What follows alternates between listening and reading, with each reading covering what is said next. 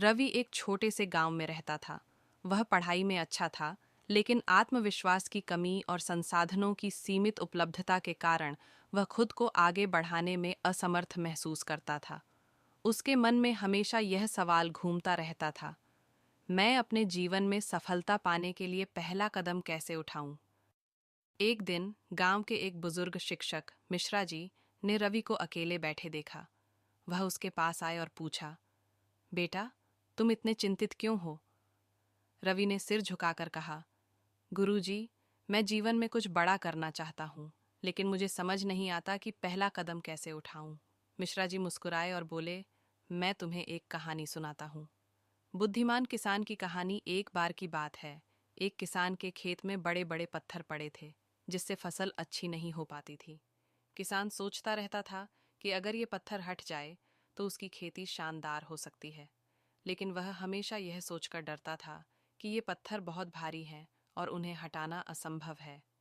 एक दिन उसके एक मित्र ने उससे कहा, तुम हर दिन केवल एक पत्थर हटाने की कोशिश करो। किसान ने पहले तो यह सुझाव नजरअंदाज कर दिया, लेकिन फिर उसने हिम्मत करके कोशिश करने का फैसला किया। उसने रोज एक पत्थर हटाना शुरू किया। धीरे धीरे कुछ महीनों में उसका खेत साफ हो गया और उसकी फसल लहलहा उठी। रवि की समझदारी। यह कहानी सुनकर रवि की आंखें चमक उठीं। उसने महसूस किया कि सफलता का पहला कदम किसी भी बड़े कार्य को छोटे छोटे हिस्सों में बांटकर शुरू करना है। उसने उसी दिन अपने लक्ष्य की एक सूची बनाई और छोटे छोटे कार्यों में बांट दिया। सबसे पहले उसने अपनी कमजोर विषयों पर ध्यान देना शुरू किया।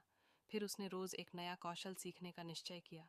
धीरे धीरे उसके अंदर आत्मविश्वास बढ़ने लगा और वह अपने सपनों की ओर बढ़ने लगा। सीख।